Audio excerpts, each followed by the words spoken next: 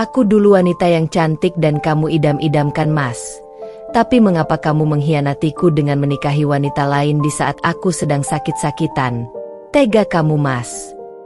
Ku balas kamu lewat orang suruhanku untuk membunuhmu. Aku sakit hati, Mas. Kisah nyata. Assalamualaikum warahmatullahi wabarakatuh. Selamat datang di LA Stories. Di balik senyuman ada air mata yang tak terlihat. Di balik tawa, ada kisah yang tak pernah diceritakan. Ini adalah LA Stories. Tempat di mana kisah nyata jadi pelajaran, dan luka hati jadi kekuatan. Setiap cerita di sini bukan sekadar drama, tapi potongan hidup yang bisa jadi cermin untuk kita semua. Siapkan hatimu. Karena apa yang kamu dengar bisa mengubah cara pandangmu selamanya. Ini bukan sekadar cerita. Ini adalah kenyataan yang belum tentu sanggup kamu jalani. Ersha pernah menjadi pusat perhatian dan cinta suaminya, Fandi. Saat penyakit merundungnya dan dia paling membutuhkan kasih sayang, Fandi justru memilih menikahi Feni, sahabat yang dulunya tampak ramah namun menyimpan niat gelap. Pengkhianatan itu menghancurkan dunia Ersha. Rasa percaya hancur, malu di mata lingkungan, dan luka yang tak lagi bisa sembuh hanya dengan kata maaf. Dalam kepedihan dan kemarahan, Ersha bermetamorfosis dari istri yang lemah menjadi sosok yang penuh dendam. Ia merencanakan balas yang kejam melalui orang suruhan, sebuah tindakan yang menjerumuskannya ke jurang moral dan bahaya. Cerita mengikuti perjalanan Ersha, ingatan manis masa lalu, pengkhianatan yang menusuk, konflik batin antara keinginan balas dan penyesalan, hingga konsekuensi tragis yang memaksa semua pihak menghadapi kebenaran tentang cinta, kesetiaan, dan harga dari membalas luka dengan kekerasan. Di akhir, pembaca disuguhi pertanyaan berat. Apakah balas dendam memberi kelegaan, atau hanya menambah derita? Tonton kisah nyata Suara Hati ini sampai akhir. Kalau kamu terbawa emosi, jangan lupa tunjukkan dukunganmu ya. Like kalau ceritanya menyentuh. Komen pendapatmu tentang keputusan Ersha. Subscribe untuk cerita nyata inspiratif dan dramatis selanjutnya. Sebelum masuk ke ceritanya, jangan lupa absen dulu Bunda. Bunda semuanya dari daerah mana saja. Dan bagi yang sudah subscriber semoga rezekinya lancar. Namaku Ersha Adelia Putri, usia 33 tahun, seorang perempuan yang pernah punya segalanya, kecantikan, kehormatan, dan kekayaan yang tak terhitung. Aku lahir dari keluarga berada. Ayahku seorang pengusaha properti besar di Jakarta, sedangkan ibuku memiliki butik ternama yang dikenal kalangan sosialita. Sejak muda aku sudah terbiasa hidup dalam kemewahan. Sekolah di luar negeri, liburan ke Eropa setiap libur panjang, dan semua barang yang kuinginkan pasti bisa kudapat. Tapi aku bukan tipe wanita manja. Aku punya tekad dan kerja keras. Setelah menyelesaikan kuliahku di jurusan manajemen bisnis internasional, aku membangun usahaku sendiri, sebuah perusahaan interior dan desain rumah mewah bernama Adelia Home Design. Dalam waktu 5 tahun, perusahaanku berkembang pesat. Banyak klien besar yang percaya padaku karena gaya desainku yang elegan dan berkelas. Hidupku seperti sempurna. Aku punya rumah besar di kawasan elit, mobil mewah, dan karyawan yang menghormatiku. Aku dikenal bukan hanya karena kekayaan, tapi juga karena kecantikan dan keanggunanku. Banyak pria mendekat, tapi hanya satu yang berhasil mencuri hatiku. Fandi, seorang lelaki sederhana yang dulu kuanggap tulus dan penuh kasih. Aku mengenalnya saat proyek renovasi salah satu villa di Bali. Dia adalah kontraktor muda yang rajin dan pekerja keras. Aku jatuh cinta bukan karena uang, tapi karena hatinya. Siapa sangka, cinta yang dulu kubanggakan itu justru menjadi awal dari kehancuran hidupku. Kini, di usiaku yang matang dan di tengah harta berlimpah, aku justru merasa hampa. Semua yang kupunya tak mampu menutupi luka batin yang kuterima dari orang yang paling kucintai. Aku masih ingat jelas hari pertama aku bertemu dengan Fandi. Saat itu aku sedang mengawasi proyek pembangunan villa klien di kawasan Ubud, Bali. Di tengah panas terik matahari dan suara bising pekerja bangunan, pandanganku tertuju pada seorang lelaki sederhana dengan kemeja lusuh dan tangan penuh semen. Tapi dari sorot matanya, aku melihat sesuatu yang berbeda, ketulusan dan kesungguhan. Aku, Ersha, perempuan kaya raya yang terbiasa bergaul dengan kalangan elit, justru jatuh hati pada seorang kontraktor biasa. Entah apa yang membuatku yakin, tapi ada sesuatu dalam dirinya yang membuatku merasa aman. Hari demi hari, aku semakin mengenalnya. Fandi tak pernah malu dengan perbedaan status di antara kami. Ia tetap menjadi dirinya sendiri, sopan, hangat, dan selalu membuatku tertawa dengan candanya yang polos. Ketika banyak pria mendekat karena hartaku, Fandi seolah tak peduli dengan semua itu. Ia tak pernah menanyakan mobilku, rumahku, atau rekening bankku. Ia hanya ingin tahu satu hal, apakah aku bahagia? Dari sanalah aku mulai merasa bahwa mungkin, untuk pertama kalinya dalam hidupku, aku dicintai bukan karena kekayaanku. Hubungan kami berjalan cepat. Dalam 6 bulan, Fandi melamarku. Orang tuaku sempat menentang, terutama ayah yang beranggapan aku terlalu berharga untuk menikah dengan pria tanpa latar belakang kuat. Tapi aku bersikeras. Aku bahkan berkata, "Ayah, aku tidak butuh pria kaya. Aku butuh pria yang bisa mencintaiku apa adanya." Akhirnya, dengan berat hati, keluargaku mengalah. Pernikahan kami berlangsung mewah, sesuai keinginan keluarga besar. Tapi di dalam hatiku aku hanya ingin hidup sederhana dengan suami yang kucintai.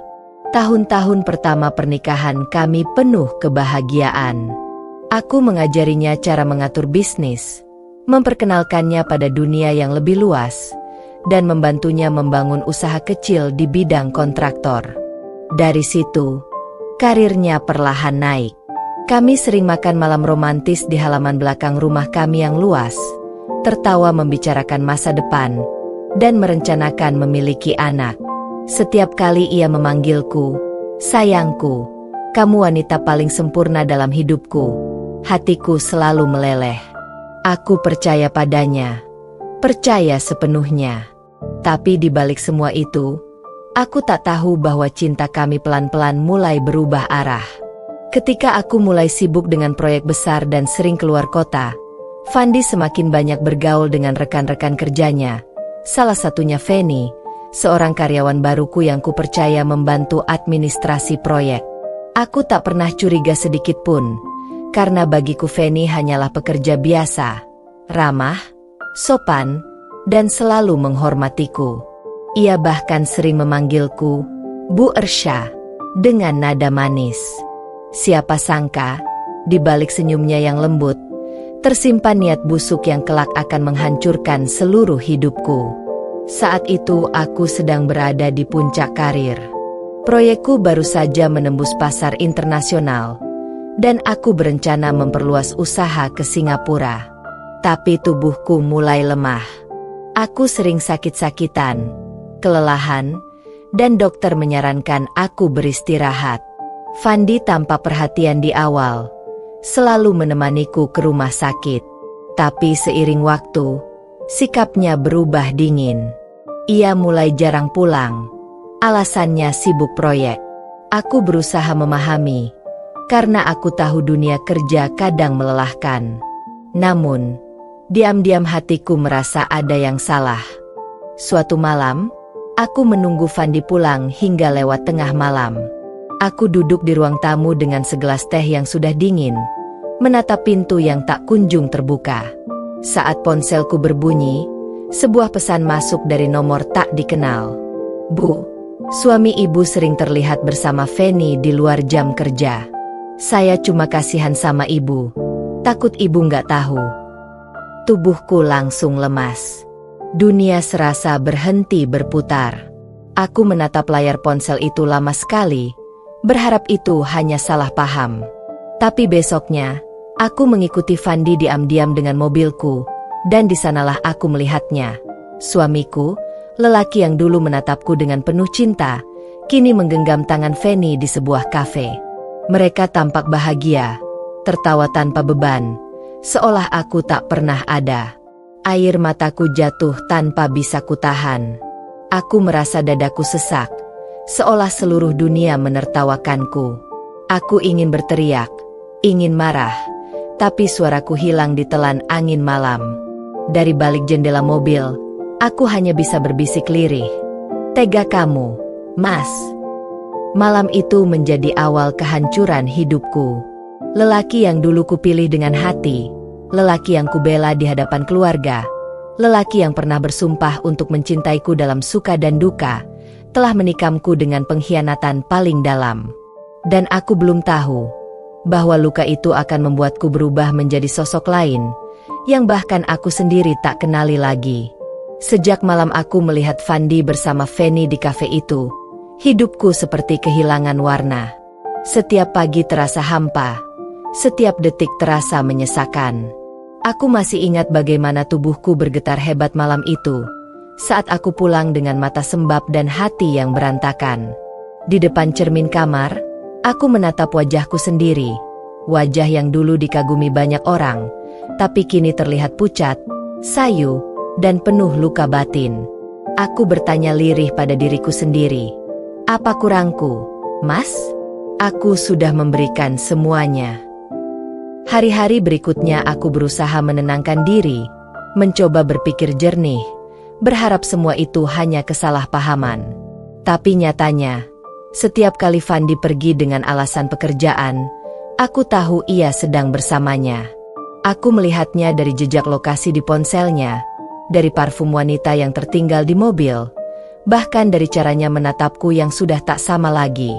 Tatapan yang dulu lembut kini dingin, penuh jarak, seolah aku hanya orang asing yang kebetulan tinggal serumah. Tubuhku semakin lemah. Dokter bilang penyakitku semakin parah karena aku terlalu stres. Aku tak lagi bisa bekerja seaktif dulu, dan hampir semua urusan perusahaanku percayakan pada timku. Sementara itu, Fandi justru semakin sering keluar rumah. Ia bilang sedang mengurus proyek besar, padahal aku tahu proyek itu hanyalah alasan untuk bertemu Feni.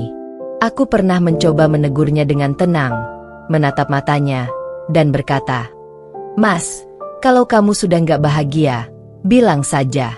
Aku bisa menerima, tapi jangan hianati aku. Tapi Fandi hanya terdiam lama, lalu menjawab datar, kamu terlalu curiga, Syah. Aku capek kalau kamu terus mikir yang enggak-enggak. Setelah itu ia pergi, meninggalkanku sendirian di ruang tamu yang sunyi. Aku menutup wajahku dengan tangan, menangis sejadi-jadinya.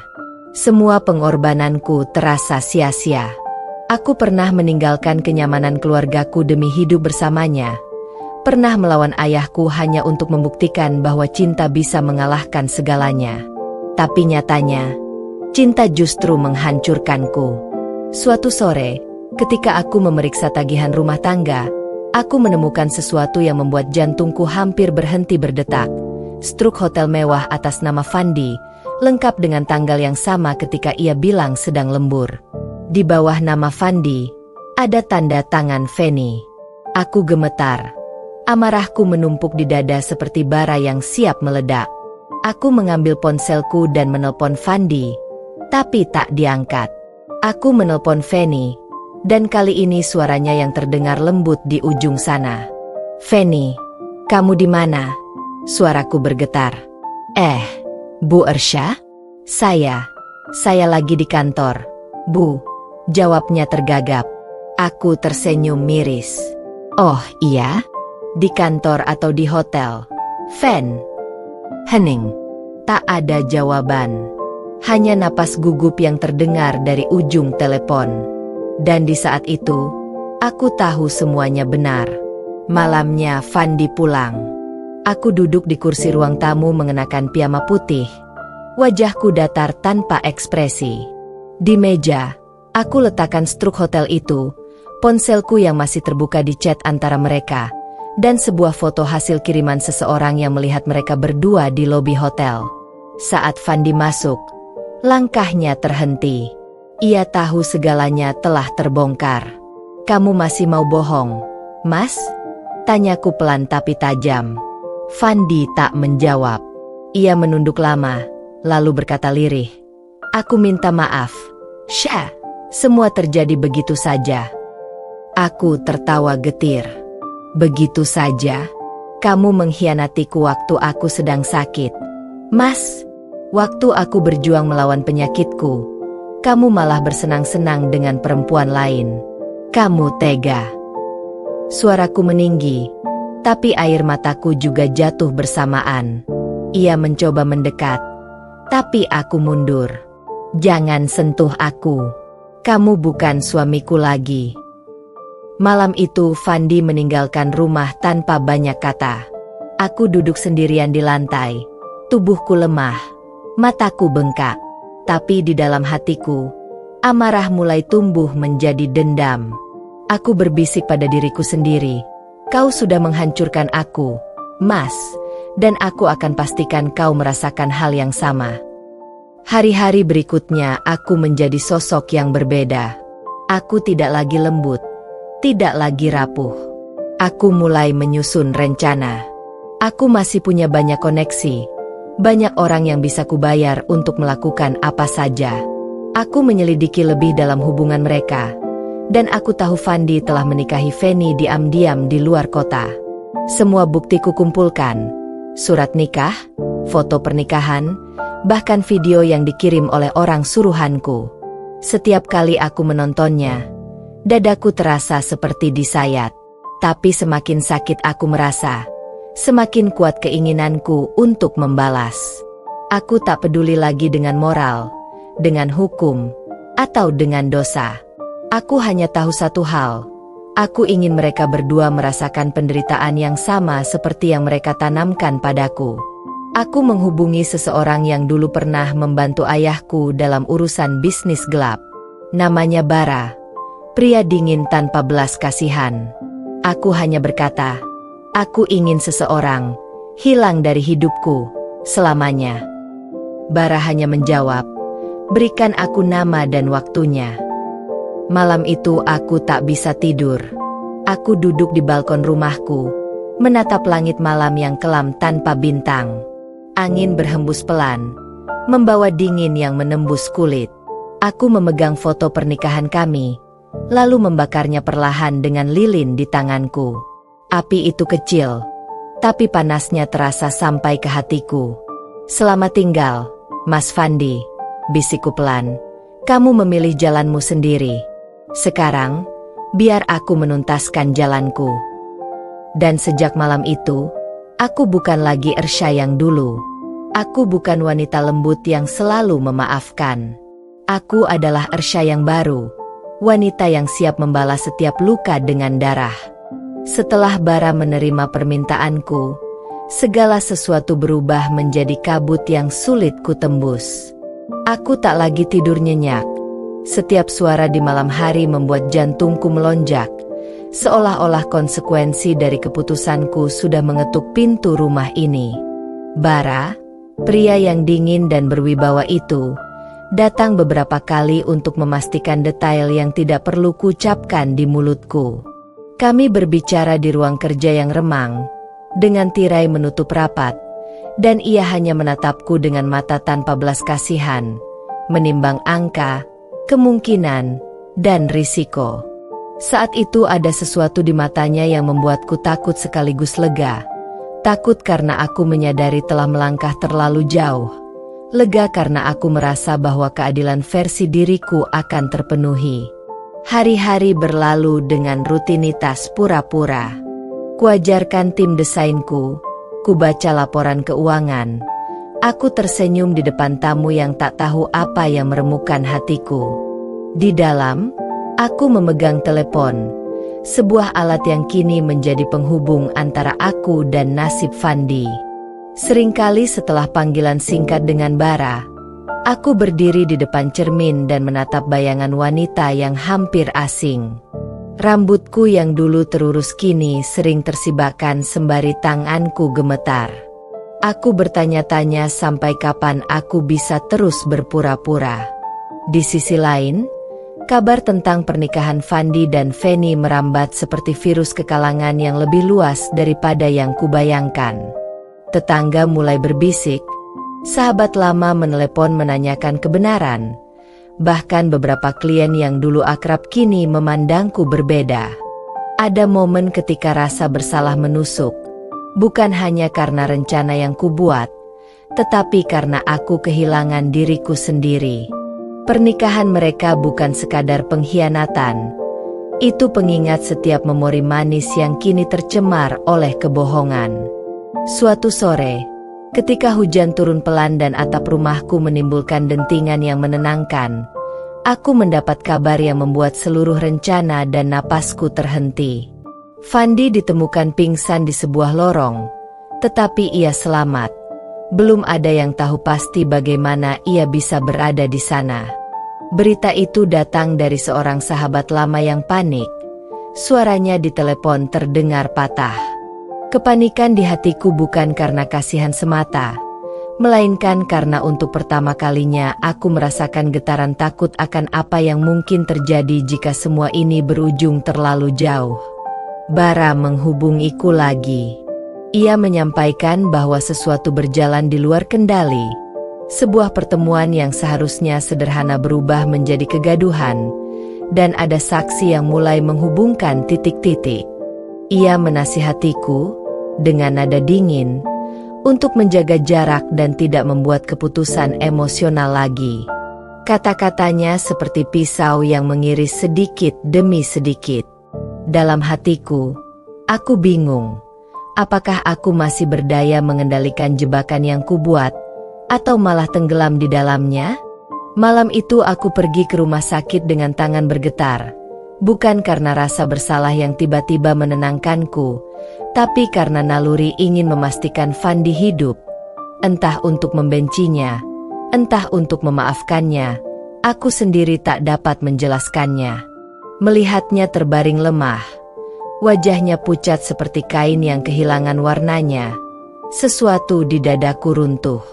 Ada detik-detik ketika aku berdiri di ambang pintu kamar dan hampir saja memanggil nama perawat untuk meninggalkannya. Namun suaraku tak keluar. Aku berdiri terpaku, menatap pria yang dulu mengaku mencintaiku dengan sepenuh hati. Keduanya, penyesalan dan kemarahan, berdansa di dalam diriku. Aku ingat seluruh pengorbananku, meninggalkan kenyamanan demi cinta, mendukungnya ketika ia mulai membangun karir, mengajarinya hal-hal yang dulu asing baginya. Dan aku juga ingat pengkhianatan itu, senyuman Feni pada malam-malam ketika aku hanya butuh pelukan. Semua itu bercampur menjadi kabut hitam yang membuatku sulit bernapas. Dengan langkah yang berat, aku memutuskan melakukan sesuatu yang tak pernah kubayangkan. Kubuka kembali semua bukti yang kukumpulkan sebelumnya. Surat nikah palsu yang kabarnya, foto-foto yang dibawa oleh orang suruhan, dan pesan-pesan yang dulu membuatku marah. Semua kubuka satu persatu bukan untuk melakukan lagi sebuah tindakan tragis, melainkan untuk mencari jawaban. Aku ingin memastikan fakta sebelum aku menenggelamkan diriku lebih jauh. Dalam proses itu, sebuah bukti aneh muncul. Rekaman singkat yang memperlihatkan Fandi sendirian di tempat umum pada malam ia ditemukan pingsan. Sebuah rekaman yang menunjukkan ia terjatuh karena pusing mendadak, bukan karena tindak kekerasan. Hati kecilku bergetar. Jika benar, maka semua dendam yang kususun berdasarkan asumsi bisa jadi jurang kebodohan yang menunggu dipayungi rasa malu.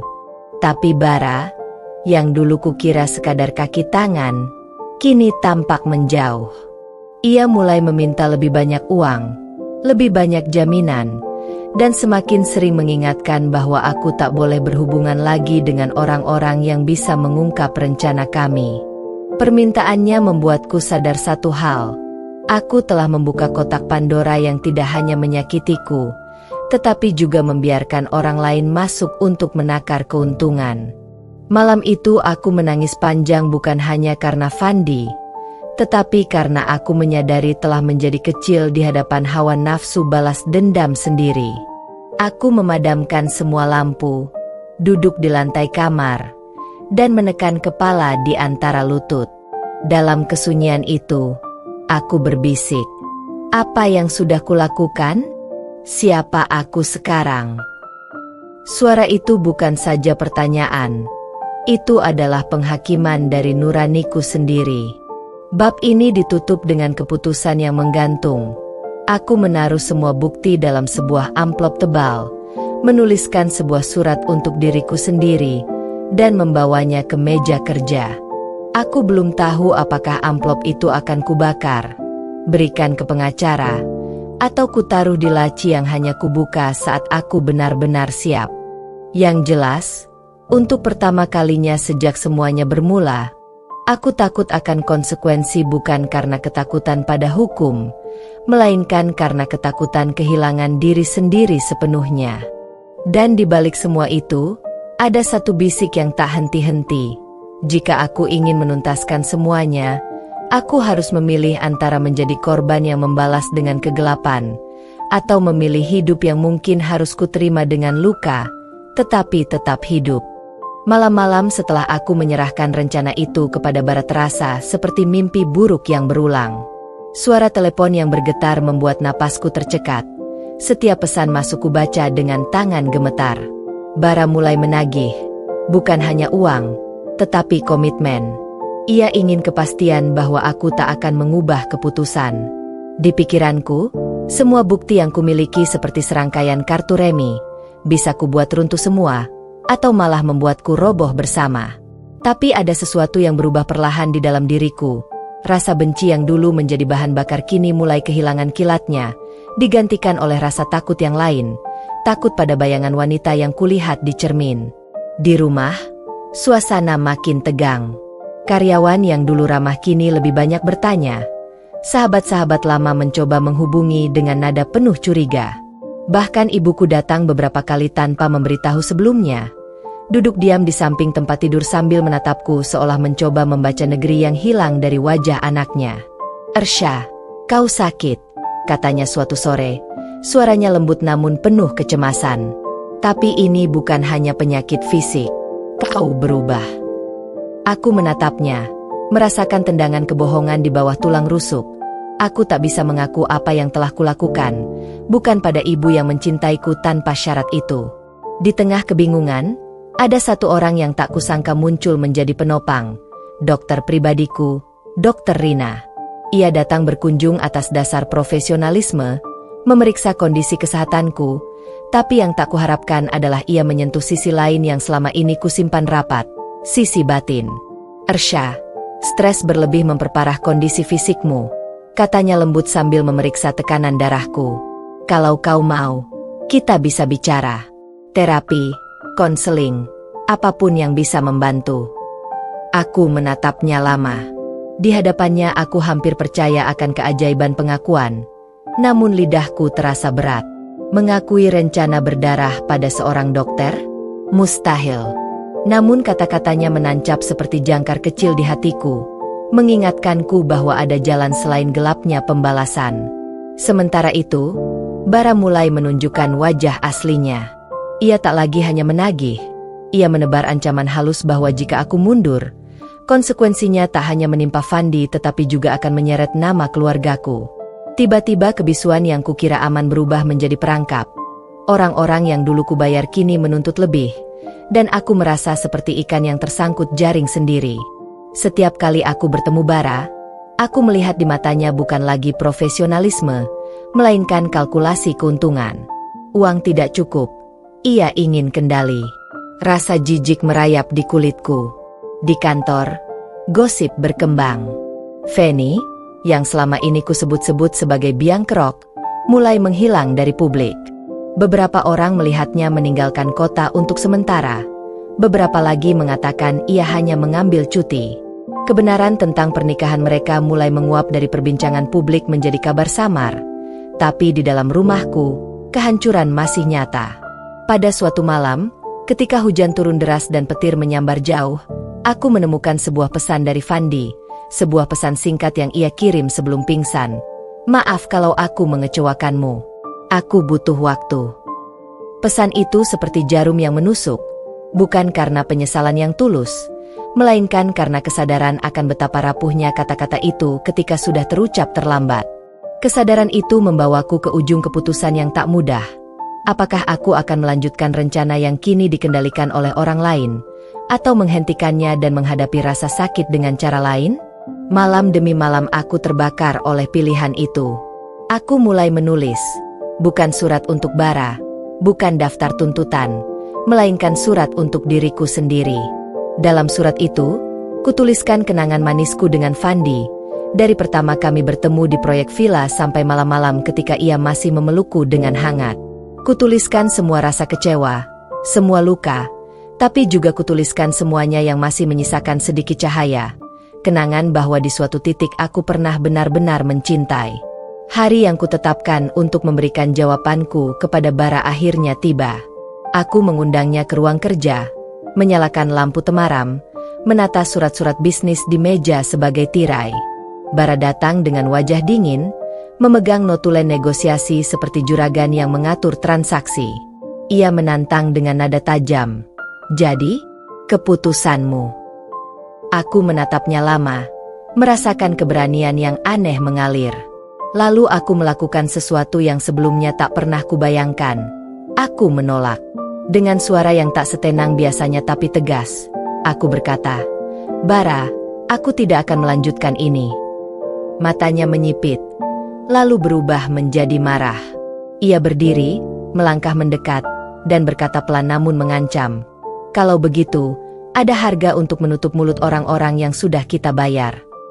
Aku tahu itu bukan hanya soal uang lagi. Ini soal hidup dan kehormatan. Aku pulang malam itu dengan perasaan hancur, tapi juga lega. Lega karena untuk pertama kalinya aku memilih sesuatu bukan karena amarah, melainkan karena sisa-sisa nurani yang mulai berbisik. Malam itu aku tidur nyenyak untuk pertama kali dalam beberapa bulan. Namun bahaya belum berlalu. Bara tak melupakan penolakan itu. Ia mulai memainkan kartu lain, memanfaatkan rekening-rekening, mengancam akan membuka semua bukti yang mengaitkan namaku jika aku tak menurut. Aku terperangkap di antara dua kutub, hukum yang mungkin menjeratku jika aku terus, dan jebakan mafia jika aku berhenti. Di antara pusaran itu, sebuah kejadian kecil namun bermakna terjadi. Ibuku, tanpa tahuku, mengantar makanan hangat ke rumah Fandi. Ia beralasan khawatir tentang kondisi Fandi yang pernah ia dengar dari tetangga. Ketika aku mengetahui, sesuatu di hatiku meleleh. Bukan karena tindakan ibuku, tapi karena bayangan ibuku menatapku, sebuah ibu yang tak peduli dengan salah benar, hanya ingin melihat anaknya aman. Aku menyadari bahwa pilihan yang kulakukan tak hanya akan menghancurkan Fandi, tetapi juga menjatuhkan orang-orang yang mencintaiku tanpa syarat. Aku merasa mual membayangkannya. Bab ini ditutup dengan langkah kecil yang menurutku paling berat. Aku membuat janji dengan Dr. Rina untuk mulai konseling intensif, dan tanpa sepengetahuan Bara, aku menghubungi seorang pengacara untuk berkonsultasi tentang konsekuensi hukum dari semua bukti yang kumiliki. Aku memilih untuk mencoba menebus, bukan dengan menghapus luka yang ada, tapi dengan menghadapi kebenaran, seberat apapun. Di lubuk hati yang paling gelap pun, ada sisa harapan bahwa mungkin penebusan masih mungkin. Namun aku juga tahu, jalan itu panjang dan penuh riskan. Setiap langkahku kini diawasi oleh orang-orang yang tak segan mengubah hidupku menjadi abu. Keputusan untuk mencari pengacara dan memulai konseling ternyata bukan sekadar simbol penyesalan. Itu menjadi titik awal peperangan baru yang tak pernah kukira harus kujalani. Di satu sisi, ada rasa lega yang membuncah. Sepertinya ada cahaya di ujung lorong panjang yang kusangka tak berujung. Di sisi lain, Bara tak tinggal diam. Sejak penolakanku, ia berubah dari sekadar kaki tangan menjadi ancaman yang sistematik. Telepon samar di jam-jam ganjil, amplop berisi foto-foto lama yang menakutkan, dan bisik-bisik bahwa semua orang punya harga. Ketegangan itu seperti racun yang mengalir pelan ke nadi hidupku. Aku yang dulu merasa kuat, kini merasakan ketidakberdayaan yang menyesakan. Pengacaraku, Pak Haryo, adalah pria yang tenang dan berhati-hati. Saat pertama kali kami bertemu, aku melihat pada matanya pertanyaan yang tak terucap. Betapa banyak yang sudah kulakukan, dan betapa besar risiko yang menungguku. Ia menyarankan strategi bertahap, dokumentasi semua ancaman, mengajukan laporan ke polisi terhadap pihak-pihak yang jelas melakukan pemerasan, dan menyiapkan langkah hukum bila perlu. Ia juga menegaskan satu hal keras. Ibu harus berhenti bergerak sendiri. Biarkan proses hukum bekerja. Jangan ada kontak langsung dengan Bara atau orang-orangnya. Kata-katanya seperti peluit di tengah kekacauan, memaksaku mundur dari impuls berupa tindakan sembarangan yang dulu sempat kurencanakan. Sementara itu, perasaan bersalah menimbang berat. Dokter Rina jadi tempatku mencurahkan semua kebingungan batin. Dalam beberapa sesi, aku menangis tanpa henti, bukan hanya karena pengkhianatan Fandi, tetapi karena melihat betapa jeleknya diriku ketika dendam mengambil alih. Dokter Rina menuntunku untuk memisahkan emosi dari tindakan, mengenali amarah, namun memilih tindakan yang tidak akan menghabiskan sisa hidup atau harga diriku. Ada kenyamanan aneh ketika aku menyadari bahwa memaafkan bukan berarti melupakan. Memaafkan bisa berarti memilih hidup yang berbeda, bukan melanjutkan lingkaran kekerasan. Di luar ruang terapi, kehidupan nyata melemparkan ujian-ujian yang tak mudah. Bara mulai menggunakan orang lain untuk mengirim pesan. Seorang sopir lama yang dulu bekerja dengan keluargaku tiba-tiba muncul menagih utang yang tak pernah ada. Kolega bisnisku menerima ancaman samar. Dan ada hari ketika aku menemukan mobilku diikuti lalu dipotret oleh seseorang yang kukira mata-mata Bara. Aku melaporkan semuanya kepada Pak Haryo. Kami mengumpulkan bukti, memohon perlindungan hukum, dan menyusun rencana untuk memutus garis komunikasi antara aku dan jaringan Bara. Rasanya seperti berperang tanpa senjata. Aku tak bisa memukul balik dengan cara yang sama, tetapi aku bisa menutup celah-celah yang memungkinkan musuh bergerak.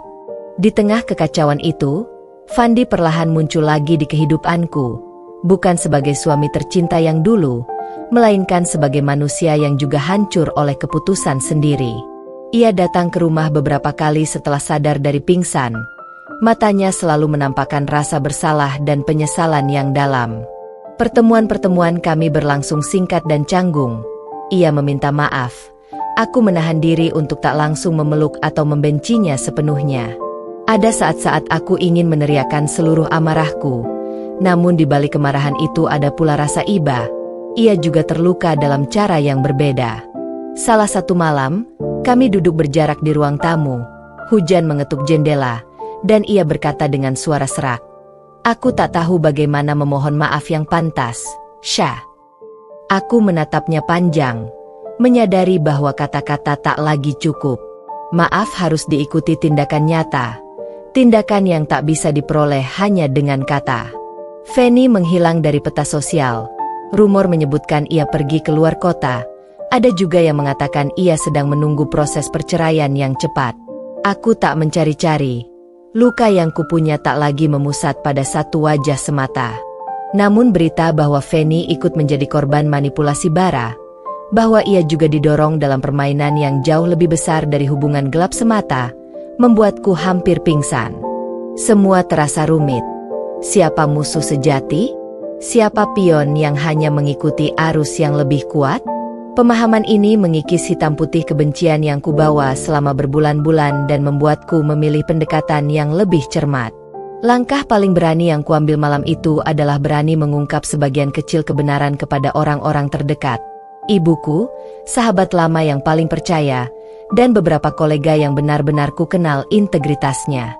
Aku menyerahkan amplop berisi bukti-bukti ancaman kepada pengacaraku, bukan untuk menutup mulut atau membayar lagi, melainkan sebagai jaring pengaman. Jika sesuatu terjadi padaku, dokumen-dokumen itu akan dibuka ke publik.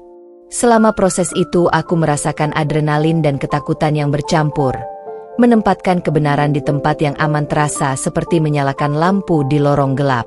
Ancaman Bara tak menghilang begitu saja. Ia mencoba menggoyahkanku dengan serangkaian tekanan yang makin licik. Namun setiap kali teror datang, aku punya orang yang siap bertindak melalui jalur hukum. Setiap kali rasa takut mendera, ada sesi konseling yang menambal retak batinku. Perang ini bukan hanya melawan manusia di luar, tetapi juga melawan perempuan dalam diriku yang dulu hampir hancur oleh dendam. Bab ini ditutup pada saat yang sepi. Aku berdiri di balkon rumah menatap kota yang berkedip-kedip, dan untuk pertama kalinya dalam berbulan-bulan, aku merasakan ada kekuatan lain yang mengalir. Bukan kekuatan untuk menghancurkan, melainkan kekuatan untuk memilih hidup. Di tanganku ada telepon. Di layar tertulis pesan singkat dari Bara. Satu kalimat pendek yang biasa ia kirimkan untuk menakutiku. Aku mengeklik tombol hapus, menaruh ponsel di meja, dan menghembus napas panjang.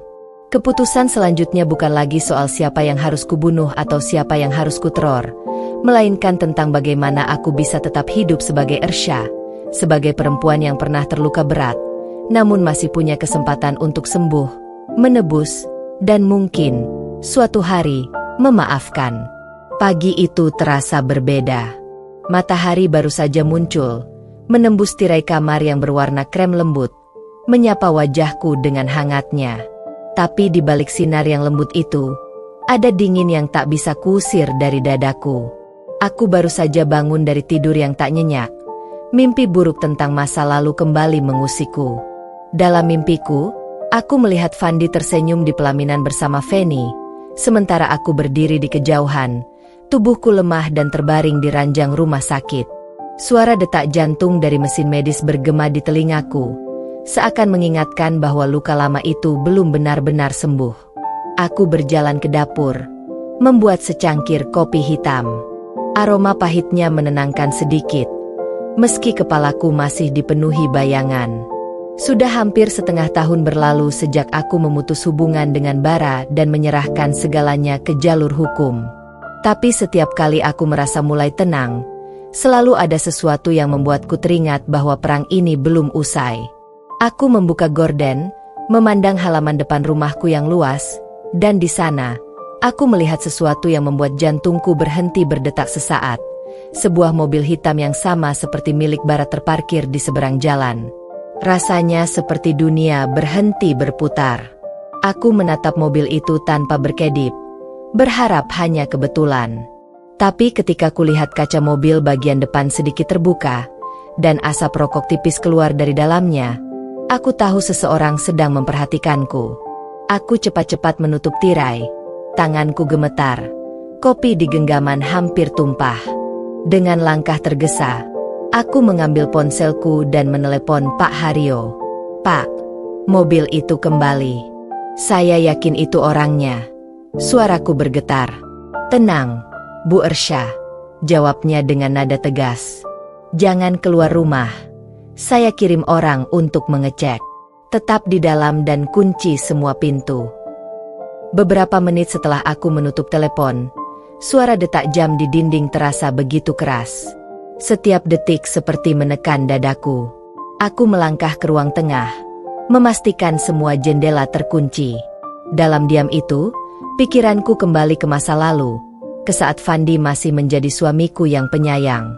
Waktu itu, setiap kali aku takut, dia selalu datang memelukku dan berkata, "Selama aku di sini, tak ada yang bisa menyakitimu." Ironis, karena kini justru dialah orang pertama yang membuatku merasa paling tak terlindungi. Sore harinya, orang suruhan Pak Haryo datang. Mereka memastikan bahwa mobil itu memang sedang memata-matai rumahku. Namun yang membuatku lebih ngeri adalah laporan yang mereka berikan.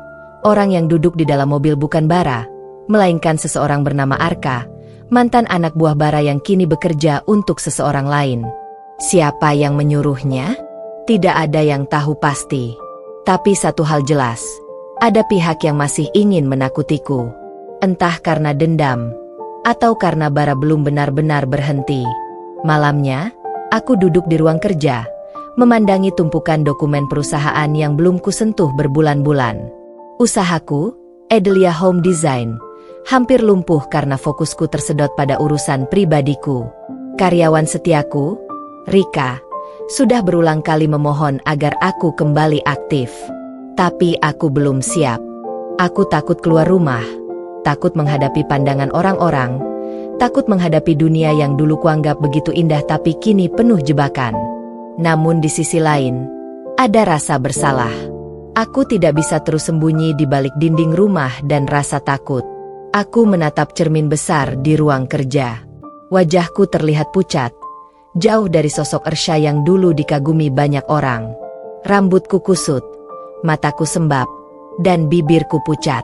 Kamu dulu wanita yang kuat, Ersha, gumamku pelan. Kamu dulu yang selalu jadi inspirasi banyak orang. Sekarang, kamu cuma bayangan dari dirimu sendiri. Aku menutup mata, dan tiba-tiba suara langkah kaki di luar terdengar. Pelan, tapi jelas. Aku menegakkan tubuh. Jantungku berdetak lebih cepat. Aku berjalan ke arah pintu, menatap dari lubang intip. Tak ada siapa-siapa. Namun ketika aku berbalik, suara ketukan keras menggema. Tok, tok, tok. Suara itu bukan dari depan, melainkan dari arah belakang rumah. Aku terdiam, menahan napas. Diambilnya ponselku, aku menelepon polisi. Tak lama, 2 mobil patroli datang, menyisir halaman belakang. Yang mereka temukan membuat darahku beku. Di pagar belakang rumahku tergantung sebuah foto besar, potret diriku dan Fandi, diambil dari hari pernikahan kami. Di bagian bawah foto itu, tertulis dengan cat merah, "Kamu pikir bisa lari dari masa lalu, Nyonya Kaya?" Malam itu aku tak tidur. Polisi berjaga di depan rumah, dan aku duduk memeluk lutut di ruang tamu, memandangi foto itu yang kini sudah diamankan sebagai barang bukti. Aku menangis dalam diam.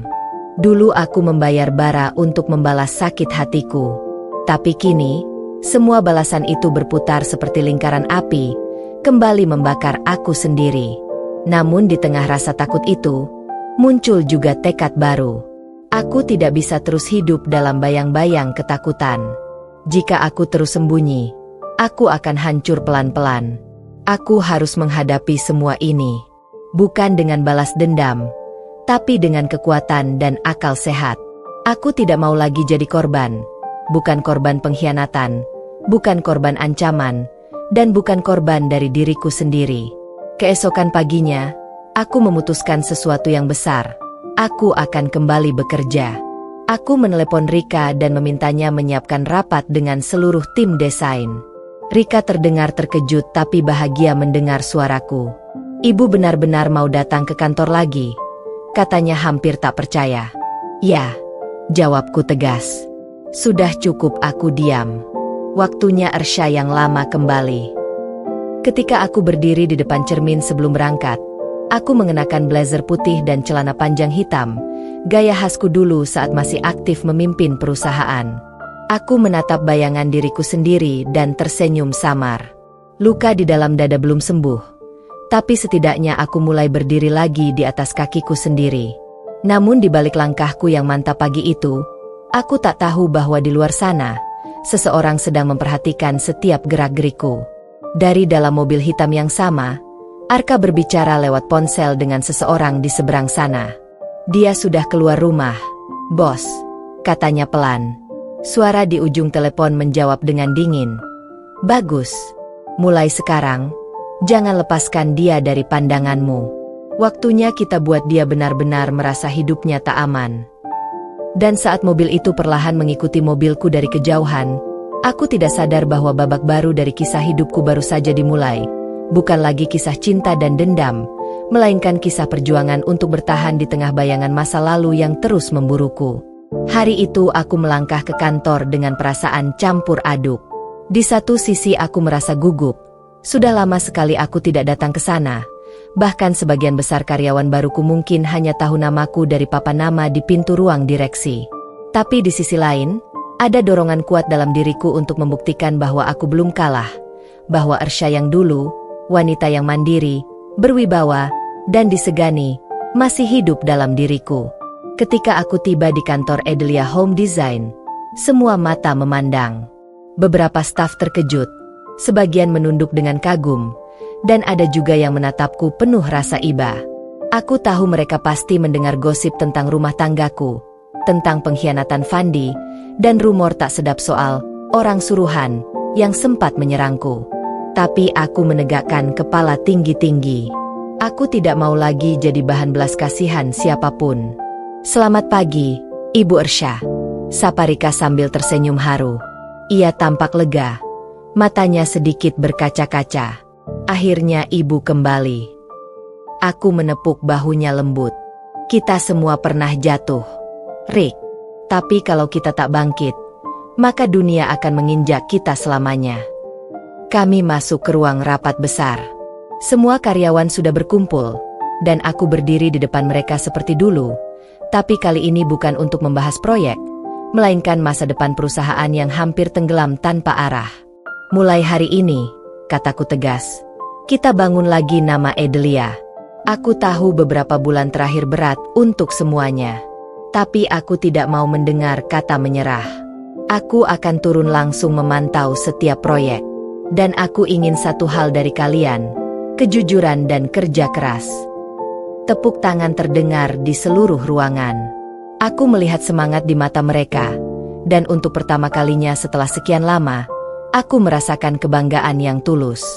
Tapi di balik kebanggaan itu, masih ada perasaan yang menyesakan, karena bahkan ketika aku berusaha membangun kembali hidupku, bayangan masa laluku terus mengikuti.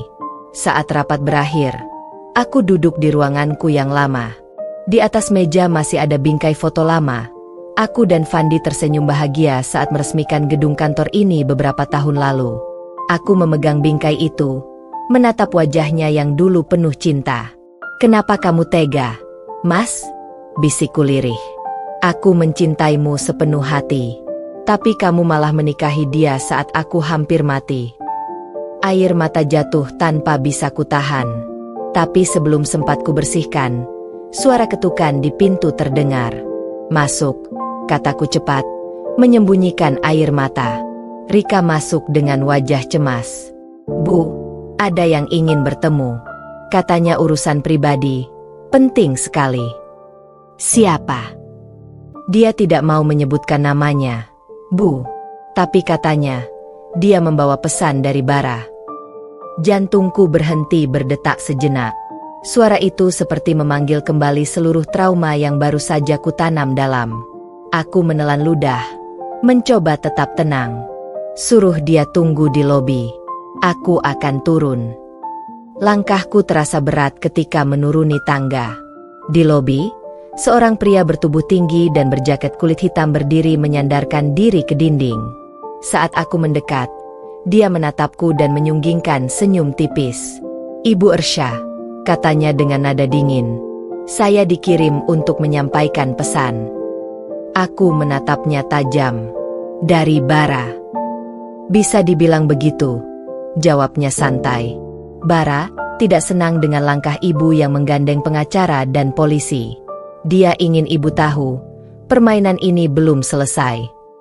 Aku mengepalkan tangan. "Permainan apa?" Aku sudah berhenti. Aku tak lagi peduli pada dia. Pria itu tertawa kecil. Suaranya serak. "Sayangnya, ibu lupa satu hal. Bara tidak suka kalah. Apalagi dari wanita." Aku menarik napas dalam-dalam. "Katakan pada Bara, aku tidak takut lagi. Kalau dia mau datang, suruh dia hadapi aku, bukan bersembunyi di balik orang seperti kamu." Pria itu menatapku lama, lalu mendekat beberapa langkah hingga jarak kami hanya sejengkal. "Berani juga ibu sekarang," katanya lirih. "Tapi hati-hati, kadang keberanian bisa berakhir jadi undangan maut." Aku berdiri tegak, menatap matanya tanpa gentar. Aku sudah pernah mati, dalam artian yang sebenarnya. Tidak ada yang lebih menakutkan dari dikhianati oleh orang yang paling kucintai. Jadi kalau Bara pikir aku masih perempuan yang bisa dipermainkan, dia salah besar. Pria itu terdiam beberapa detik, lalu berbalik dan pergi begitu saja. Tapi sebelum keluar dari pintu kaca, dia menoleh dan berkata, "Oh iya, Bara titip satu pesan kecil." Katanya, "Lihat baik-baik siapa yang kamu percayai. Tidak semua orang di sekelilingmu sebersih yang kamu kira." Kata-kata itu menghantam pikiranku seperti pisau. Saat aku kembali ke ruanganku, aku tak bisa berhenti memikirkan kalimat terakhir itu. Siapa yang dimaksud? Rika? Pengacaraku? Pak Haryo? Atau bahkan Fandi? Malamnya aku tak bisa tidur. Aku duduk di balkon, memandangi langit malam yang kelam. Angin berhembus pelan, tapi dinginnya terasa menusuk tulang. Di tanganku, ponselku terus bergetar. Pesan dari nomor tak dikenal masuk bertubi-tubi. Kamu pikir bisa menghapus semuanya, Ersha? Kamu kira Fandi bersih dari dosa? Ada hal yang belum kamu tahu tentang Feni dan Bara. Setiap pesan yang masuk membuat jantungku berdegup lebih cepat. Aku mencoba memblokir nomor itu, tapi pesan datang dari nomor lain lagi dan lagi. Seolah seseorang di luar sana sedang menertawakanku, bermain dengan ketakutanku. Lalu, sebuah pesan terakhir muncul, lebih panjang dari sebelumnya. Besok jam 7 malam, datang ke taman belakang hotel tempat kamu dan Fandi dulu sering bertemu. Kalau kamu ingin tahu siapa yang sebenarnya menghancurkan hidupmu, datang sendirian. Kalau tidak, kebenaran itu akan mati bersamamu. Aku menatap layar ponsel itu lama. Rasa penasaran dan takut bercampur jadi satu. Siapa di balik pesan ini? Bara? Feni? Atau seseorang yang selama ini bersembunyi di antara mereka? Malam itu aku tahu satu hal. Aku tidak bisa lagi bersembunyi. Aku harus tahu kebenarannya. Semua hal yang selama ini disembunyikan dariku. Dan jika harus berhadapan lagi dengan masa lalu, aku siap. Karena kali ini, aku bukan lagi Ersha yang lemah dan takut. Aku adalah Ersha yang telah belajar bahwa cinta dan dendam sama-sama bisa membunuh. Tapi hanya keberanian yang bisa menyelamatkan. Dan tanpa sadar, di luar rumahku, dari balik bayangan pepohonan, seseorang sedang mengawasi. Matanya tajam menatap jendela kamarku yang masih menyala, lalu bibirnya berbisik pelan. Permainan baru saja dimulai, Ersha. Hujan turun sejak sore, mengguyur kota dengan derasnya seolah langit pun sedang menumpahkan beban yang berat. Di balik kaca jendela kamarku, aku menatap setiap tetes air yang jatuh seperti menandai waktu yang terus berjalan, lambat tapi pasti menuju malam yang kutakuti. Pesan misterius itu masih terngiang di kepalaku. Besok jam 7 malam, datang ke taman belakang hotel tempat kamu dan Fandi dulu sering bertemu. Kalau kamu ingin tahu siapa yang sebenarnya menghancurkan hidupmu, datang sendirian. Aku sudah mencoba mengabaikannya. Berkali-kali aku membujuk diriku untuk tidak datang, untuk menyerahkan semua pada polisi, pada pengacara, pada hukum. Tapi semakin aku mencoba melupakan, semakin kuat perasaan bahwa malam ini akan membuka kebenaran yang selama ini terkunci rapat. Dan aku sudah terlalu lama hidup dalam ketidakpastian. Pukul 7 kurang 5 menit, aku mengenakan mantel hitam panjang dan syal abu-abu yang dulu sering dipakaikan Fandi saat kami masih bersama. Hati kecilku bergetar, tapi langkahku tegas. Aku membawa ponsel dengan fitur rekam suara aktif. Setidaknya, kalau sesuatu terjadi, kebenarannya tak akan lenyap bersamaku. Hotel itu masih sama seperti dulu, megah, mewah, tapi kini terasa asing. Cahaya lampu taman memantul di permukaan jalan yang basah. Aku berjalan perlahan melewati gerbang belakang menuju taman yang dulu jadi tempat kami berdua berbagi tawa. Dulu, aku sering duduk di bangku batu itu, sementara Fandi menatapku sambil menggenggam tanganku erat. Malam ini, aku duduk di tempat yang sama, tapi tanpa genggaman hangat itu. Hanya dingin yang menembus kulit dan suara hujan yang terus berjatuhan di daun-daun. Beberapa menit berlalu tanpa ada tanda-tanda siapapun. Aku hampir beranjak ketika tiba-tiba langkah kaki terdengar dari arah pepohonan. Aku menegang, mataku memandangi sosok yang perlahan muncul di bawah cahaya lampu taman. Tubuhnya tinggi, mengenakan jaket gelap, topi menutupi sebagian wajahnya. Tapi ketika dia semakin dekat, aku bisa melihat rahang tegas dan mata yang kukenal. Fandi. Aku tercekat. Fandi? Seruku tak percaya. Ia berdiri di hadapanku, wajahnya pucat, matanya terlihat letih. Iya, aku, katanya pelan. Aku harus bicara sama kamu. Syah, sendirian. Aku melangkah mundur 1 langkah. Kau yang kirim pesan itu? Ia menggeleng cepat. Tidak, aku juga dapat pesan yang sama. Pesan yang sama? Suaraku naik 1 oktav, antara marah dan bingung. Lalu siapa yang memainkan kita? Fandi. Fandi menarik napas panjang, lalu menunduk. Aku juga ingin tahu. Tapi aku tahu satu hal, ada seseorang yang berusaha memecah kita sejak awal. Aku menatapnya tajam. Kau pikir aku akan percaya setelah semua yang kau lakukan?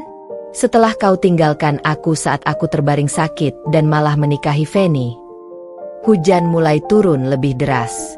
Fandi menatapku lama, lalu mendekat pelan. Aku tahu aku salah. Aku bodoh. Syah, tapi kau harus tahu, aku tidak menikahi Feni karena cinta. Aku tertawa sinis. Oh, jadi sekarang kau mau bilang itu cuma salah paham? Tidak, dengar dulu. Fandi mengangkat suaranya, lalu menatapku dengan mata merah. Aku dipaksa. Bara mengancam akan menghancurkan usahaku, mengungkap hal-hal yang aku lakukan di masa lalu. Dan Feni, dia bukan cuma selingkuhanku, dia dijebak juga. Aku memicingkan mata, mencoba membaca wajahnya. Tapi di balik kata-kata itu, ada sesuatu yang terdengar jujur. Apa yang kau sembunyikan, Fandi? Ia diam lama sebelum akhirnya berkata, Syah, aku pernah meminjam uang dalam jumlah besar untuk proyek renovasi yang kita jalankan dulu. Tapi uang itu berasal dari Bara. Saat proyek gagal, aku tidak bisa bayar. Bara menggunakan itu untuk mengikatku, memaksaku melakukan semua yang dia mau, termasuk menikahi Feni, agar dia bisa masuk ke lingkaran bisnis kita. Aku terdiam. Rasanya seperti dunia berputar. Semua kebencian, semua amarah yang kusimpan selama ini seakan beradu dengan kebenaran yang tak pernah kubayangkan. Jadi selama ini, bisikku, Bara yang mengatur semuanya. Ya, dari awal, jawab Fandi lirih. Termasuk serangan itu, ancaman-ancaman yang kamu dapat. Semua dari dia. Tapi sekarang dia bukan lagi sendirian. Ada orang lain yang lebih berbahaya.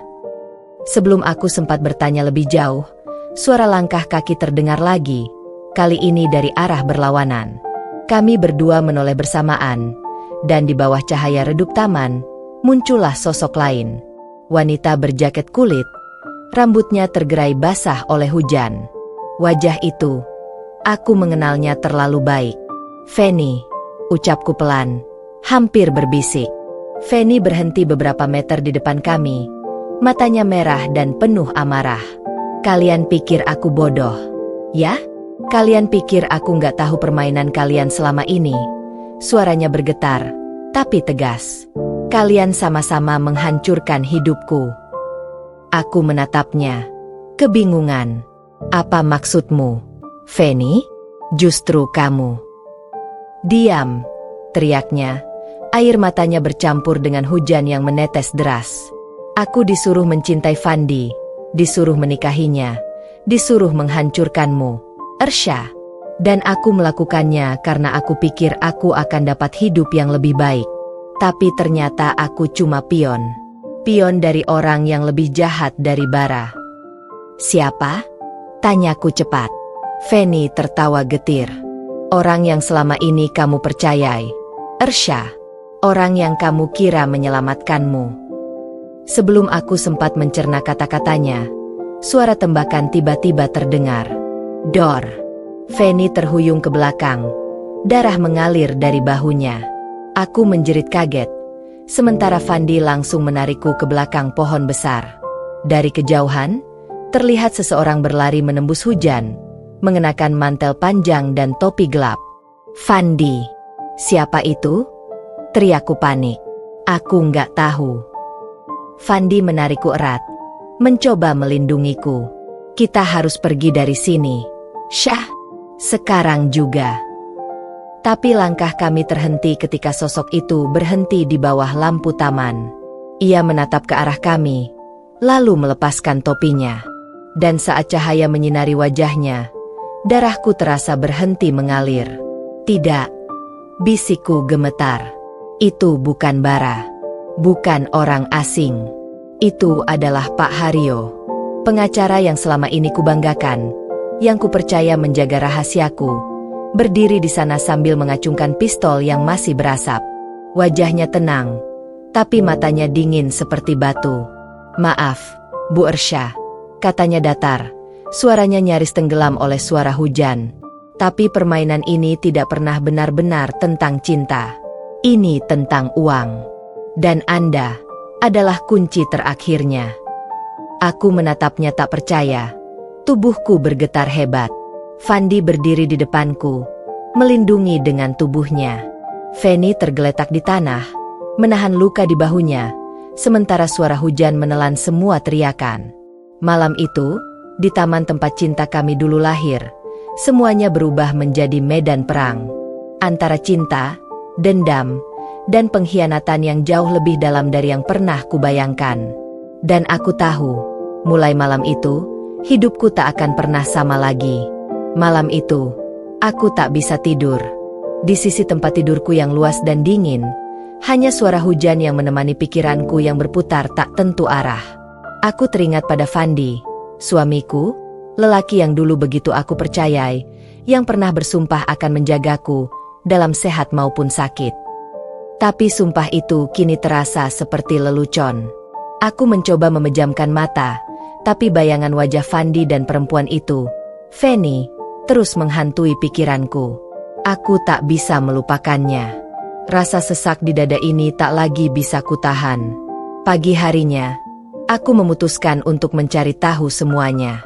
Aku tak mau lagi hidup dalam dugaan. Aku ingin bukti. Dengan tubuh yang masih lemah karena penyakitku, aku memerintahkan supirku, Darto, untuk diam-diam mengikuti setiap langkah Fandi. Sudah beberapa minggu aku mencurigai bahwa ada sesuatu yang disembunyikannya. Ia sering pulang larut, alasan selalu sama, rapat, proyek, urusan kerja. Padahal aku tahu proyek perusahaan kami sudah lama selesai. Hari itu, Darto melaporkan sesuatu yang membuat lututku gemetar. "Bu, saya lihat Pak Fandi, beliau makan malam sama Bu Feni di restoran yang ibu sering datangi dulu. Mereka tampak mesra." Ucapnya terbata-bata, seakan takut dengan reaksiku. Aku terdiam. Nafasku terasa berat. Aku tahu Darto tak mungkin berbohong. Dia sudah bekerja untuk keluargaku lebih dari 10 tahun, dan selalu setia. Aku berusaha menenangkan diri, mencoba menelan kenyataan itu. Tapi hatiku seperti ditusuk pisau. Feni, sahabat yang dulu sering datang menjengukku ketika aku sakit, sahabat yang memelukku sambil berkata, "Sabar ya, Syah. Fandi itu baik. Dia pasti setia." Ternyata dialah wanita yang kini mencuri kebahagiaanku. Malam itu juga aku memutuskan untuk datang ke restoran itu. Aku ingin melihat dengan mataku sendiri. Meskipun aku tahu hatiku akan hancur. Aku memakai mantel tebal, menutupi tubuhku yang semakin kurus karena penyakit yang menggerogoti. Di luar, hujan masih turun, dan setiap tetesnya seperti mewakili rasa sakit di hatiku. Saat mobil berhenti di depan restoran, aku bisa melihat mereka berdua melalui kaca jendela besar. Fandi duduk di seberang Feni, menggenggam tangannya sambil tertawa lembut, sesuatu yang sudah lama tidak kulihat darinya. Aku membeku. Seakan dunia berhenti berputar. Aku tak tahan lagi. Aku keluar dari mobil dan berjalan cepat masuk ke restoran. Darto mencoba menahanku, tapi aku melepaskan tangannya. Langkahku mantap meski tubuhku gemetar. Begitu aku mendekat ke meja mereka, Feni langsung terkejut. Tangannya buru-buru ditarik dari genggaman Fandi. Fandi pun menoleh. Wajahnya pucat pasi. "Ersha, kamu ngapain di sini?" Suaranya lirih, gugup, seakan baru tertangkap mencuri. Aku menatap mereka berdua dengan tatapan tajam, menahan amarah yang siap meledak. "Kamu nanya ngapain aku di sini, Fandi? Harusnya aku yang nanya. Apa kamu nggak malu? Istri kamu masih hidup, tapi kamu makan malam romantis dengan wanita lain." Semua mata di restoran tertuju padaku. Feni menunduk, wajahnya pucat, sementara Fandi mencoba berdiri dan menenangkan. Tapi aku tak peduli. Feni, aku dulu anggap kamu sahabat. Kamu tahu aku sakit. Kamu tahu aku gak bisa banyak keluar rumah. Tapi kamu malah menikamku dari belakang. Apa kamu gak punya hati? Suaraku bergetar menahan air mata. Feni hanya bisa menangis pelan. Fandi mencoba memegang tanganku, tapi aku menepisnya kasar. Jangan sentuh aku, Fandi. Aku jijik. Ucapku keras, hingga orang-orang mulai berbisik. Aku menatap mereka terakhir kali, lalu berbalik pergi tanpa menoleh lagi. Saat keluar dari restoran, hujan mengguyurku deras, tapi aku tak peduli. Aku membiarkan air hujan bercampur dengan air mataku. Sesampainya di rumah, aku jatuh terduduk di lantai ruang tamu, memeluk lututku erat-erat. Dunia rasanya gelap. Aku, wanita yang dulu kaya, kuat, cantik, kini hanya perempuan rapuh yang dikhianati oleh dua orang yang paling aku percaya. Dalam keputusasaan, muncul pikiran yang perlahan berubah menjadi kebencian. Tega kamu, Fandi. Kalau begitu, kamu harus tahu rasanya kehilangan segalanya seperti aku sekarang. Malam itu, di tengah suara guntur yang menggema, aku berjanji dalam hati, aku akan membalas luka ini. Mungkin aku tak sekuat dulu, tapi aku masih punya cara untuk membuat mereka menyesal.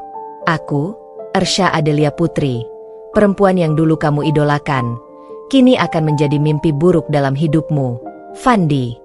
Hari demi hari berlalu setelah malam pengkhianatan itu. Tapi bukan waktu yang menyembuhkan. Justru luka itu semakin menganga, semakin dalam, dan semakin berdarah setiap kali aku mengingat wajah mereka berdua. Setiap sudut rumahku mengingatkanku pada Fandi. Dinding ruang tamu dengan foto pernikahan kami yang masih tergantung. Meja makan tempat kami dulu bercanda sambil menikmati sarapan. Kamar tidur dengan spray berwarna biru kesukaannya. Semuanya kini terasa kosong dan menyakitkan. Aku berjalan di antara benda-benda kenangan itu seperti hantu di dalam rumahku sendiri. Tubuhku kian melemah. Dokter bilang penyakitku semakin parah. Tapi aku sudah tak lagi peduli. Aku tidak takut mati. Aku hanya takut mati tanpa sempat membalas. Setiap kali aku menatap wajahku di cermin, aku tak lagi melihat Ersha yang dulu, perempuan cantik yang disegani, sukses, dan bahagia. Yang kulihat sekarang hanyalah seorang wanita dengan mata kosong, pipi tirus, dan hati yang penuh dendam. Kau merusak semuanya, Fandi. Gumamku lirih di depan pantulan diriku sendiri.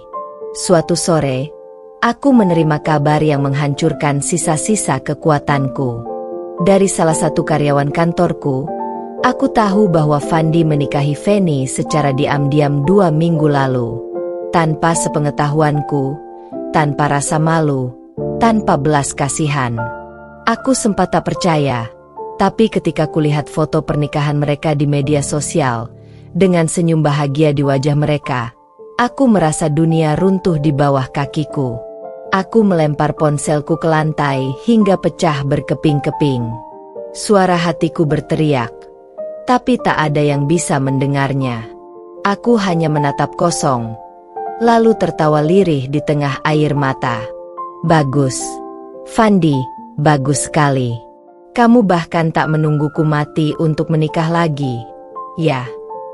Sejak hari itu, aku tak lagi bisa tidur tenang. Setiap malam, aku duduk di balkon rumahku sambil memandangi langit malam. Aku memutar kembali semua kenangan. Dari saat Fandi melamarku dengan cincin sederhana di tepi pantai Bali, sampai janji-janji manisnya yang kini terasa seperti racun. Aku bertanya pada diriku sendiri, di mana salahku? Mengapa dia tega? Bukankah aku sudah menjadi istri yang baik, yang mendukung semua impiannya? Bahkan yang tetap mencintainya ketika tubuhku sudah tak sekuat dulu? Sampai akhirnya, di tengah malam yang sunyi, ketika aku duduk sendirian dengan segelas teh yang sudah dingin, muncul suara lirih dari dalam hatiku, suara yang dulu selalu kuabaikan. Balas dia, Syah, Buat dia merasakan apa yang kamu rasakan. Awalnya aku menolak pikiran itu, tapi semakin aku mencoba melupakannya, suara itu semakin keras, semakin menggoda, hingga akhirnya menjadi satu-satunya hal yang masuk akal bagiku. Keesokan harinya, aku memanggil Darto, sopir setiaku. Ia datang ke ruang tamu dengan wajah khawatir melihat kondisiku yang semakin lemah. Bu Ersha, apa ibu yakin tidak mau berobat ke luar negeri lagi? Saya bisa bantu atur tiketnya, katanya dengan lembut. Aku hanya tersenyum pahit. Tak perlu, Darto. Aku tak butuh pengobatan. Aku butuh sesuatu yang lain. Darto menatapku bingung, dan aku menatapnya lurus. Aku ingin kamu bantu aku cari seseorang. Orang yang bisa membereskan sesuatu untukku. Ia terdiam lama, matanya melebar. Maksud ibu? Tanyanya ragu. Aku menatapnya tajam, lalu berkata pelan tapi pasti. Aku ingin kamu cari orang yang bisa menghancurkan hidup Fandi. Kalau perlu, buat dia tidak bisa lagi tertawa seperti dulu. Suara itu keluar dari mulutku dengan dingin, tanpa getaran, tanpa ragu. Darto tampak terkejut, namun ia tahu betapa hancurnya aku. Ia menunduk, lalu berkata, Saya akan bantu, Bu. Malamnya, aku duduk di ruang kerja sambil menatap foto lama pernikahan kami. Aku menyentuh gambar wajah Fandi, dan air mata jatuh di atas kaca bingkai.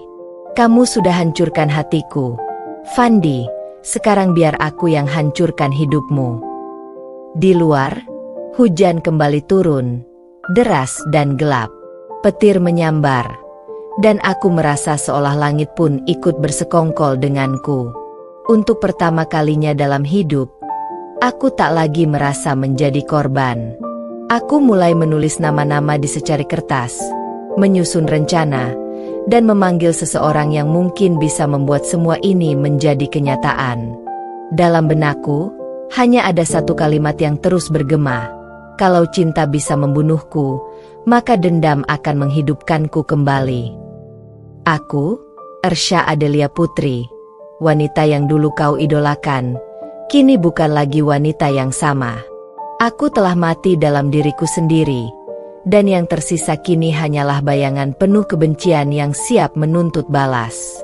Malam itu aku duduk di ruang kerjaku, di bawah cahaya lampu temaram yang menyoroti meja penuh kertas.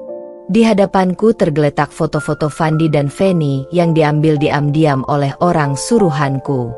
Mereka tampak bahagia, tertawa di sebuah kafe, bergandengan tangan di mobil, dan terakhir, foto Fandi mencium kening Feni di halaman rumah mereka yang baru. Rumah yang dulu aku dan Fandi rancang bersama, yang kini mereka tinggali berdua. Aku menatap foto-foto itu lama, jari-jariku bergetar, napasku berat. Setiap foto adalah belati yang menusuk ke dalam dadaku. Sudah seminggu sejak aku meminta Darto mencari orang yang bisa membereskan semuanya. Dan hari itu, Darto datang membawa seorang pria bernama Gilang. Tubuhnya kekar, wajahnya dingin, tatapannya tajam seperti pisau. Ia dikenal di kalangan gelap sebagai seseorang yang bisa mengatur segalanya. Dari pengintaian, sabotase, hingga tindakan yang tak bisa disebut dengan kata-kata. Saat pertama kali kulihat dia, aku sempat merasa takut. Tapi kebencianku jauh lebih besar daripada rasa takut itu. Apa yang ibu inginkan? Suara Gilang dalam dan tegas. Aku menatapnya tanpa ragu. Meski di dalam dada ini ada gemuruh yang sulit kujelaskan. Aku ingin lelaki bernama Fandi itu hilang dari muka bumi. Aku tak peduli bagaimana caranya. Jawabku perlahan namun tajam. Darto yang berdiri di belakangku menunduk, tak berani menatapku sama sekali. Gilang menatapku lama, seolah menilai keseriusanku. Lalu ia mengangguk pelan. Baik, Bu. Tapi pekerjaan seperti ini tidak murah. Aku menatapnya lurus. Uang bukan masalah. Aku hanya ingin satu hal, dia menderita sebelum mati. Setelah Gilang pergi malam itu, rumahku terasa lebih dingin dari biasanya. Hujan turun deras di luar, menimpa jendela kaca hingga suaranya seperti tangisan. Aku duduk di kursi, memandangi segelas teh yang tak tersentuh. Aku tahu apa yang baru saja kulakukan bukan hal benar. Tapi setiap kali aku teringat wajah Fandi dan Feni, aku merasa apapun pantas. Aku tak peduli lagi dengan dosa. Dalam pikiranku hanya ada satu hal, balas dendam adalah keadilan. Beberapa hari kemudian, Gilang mulai bekerja. Ia dan orang-orangnya mulai memantau gerak-gerik Fandi.